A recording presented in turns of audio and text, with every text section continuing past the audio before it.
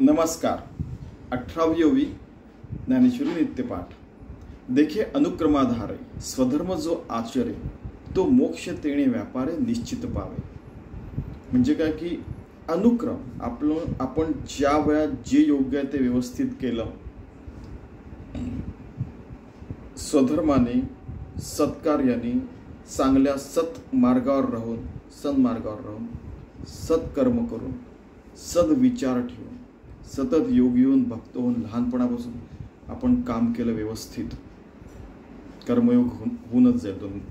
म्हणजे निश्चितच असं काम केलं तर तो कर्मयोगच आहे।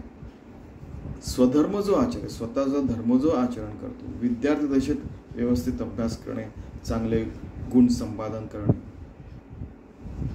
योग्य वेळात योग्य, तो मोक्ष तेणे व्यापारे निश्चित पावे, तर त्याला निश्चितच मोक्ष मिळतो।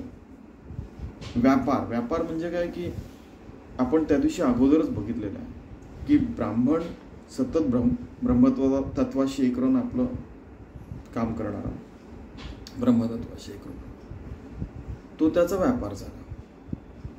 क्षत्रिय आपले अवगुण टाकून आपलं काम करतो, व्यापार करतो, रोजचं जीवन जगतो, ठीक आहे, आणि तो भगवंताशी एकरूप होतो। ब्राह्मण भगवंताशी एकरूप होऊन सत्कार्य करतो, क्षत्रिय अवगुण टाकून व्यापार सत्कार्य करतो, शूद्र आपला सतत नम्र राहून सगळी लोकांची सेवा करतो, आपला व्यापार करतो, सत्कर्म करतो। आणि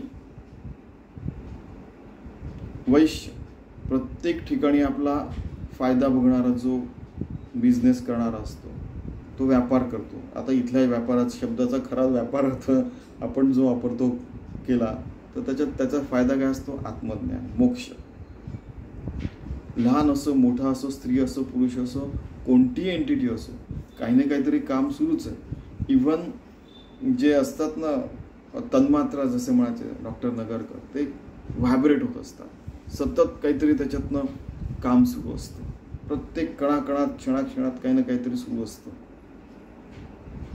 असा जर व्यापार झाला, प्रत्येक जण आपल्या सर्व गोष्टी भगवंताला समर्पित करत राहिला, तर निश्चित पावे काय? मोक्ष त्याला निश्चित मिळतो, निश्चित मिळतो। म्हणजे जिवंतपणेच तो मोक्ष आपण मिळवू शकतो, मेल्यावर मोक्ष मिळेल वगैरे नाही की कावळा येऊन शिवून गेला वगैरे। स्वामीची एकदा म्हणजे त्यांनी गमतीने म्हटलं होतं की मोक्ष या क्षणीच आहे। ते त्यांनी असं म्हटलेलं की मी मेल्यावर कावळा शिवेल त्या भाताला, नंतर मला मोक्ष वगैरे कोणी बघितलेलं, या क्षणी बाप दाखवणे ते श्राद्ध कर, या शब्दात ते बोलले की बाप दाखवणे ते श्राद्ध कर, मला मोक्ष आत्ता आहे की नाही सांग, नाही तो मग ते असं घडतंय का तुझ्या हाती? हो, मग तुला सतत जाणवत आहे का तू योगी आहे, भक्त आहे, आणि तू सत्कार्य करतो आणि तू काहीच वाईट नाही करत आहे?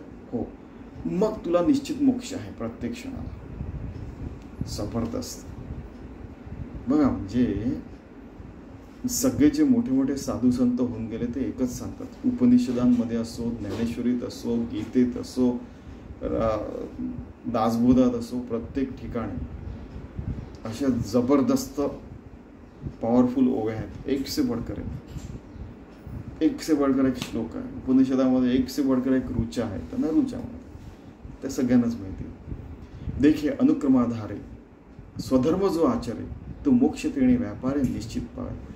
आपल्या प्रसंगानुसार, वयानुसार, ज्या वेळेला, ज्या क्षणी जे योग्य काम आहे ते भगवंताला आठवून, भगवंताला समर्पित करून सत्कार्य सत्कर्म केलं, मोक्ष आहेच आहे।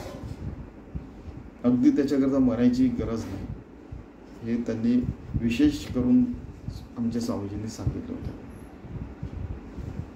तसं आपण जीवन जगायचं, सत्कर्म सत्कार्य करायचा, 24 तास 7 दिवस जीवन पूर्ण जीवनापर्यंत करायचा आपण प्रयत्न करूया। धन्यवाद।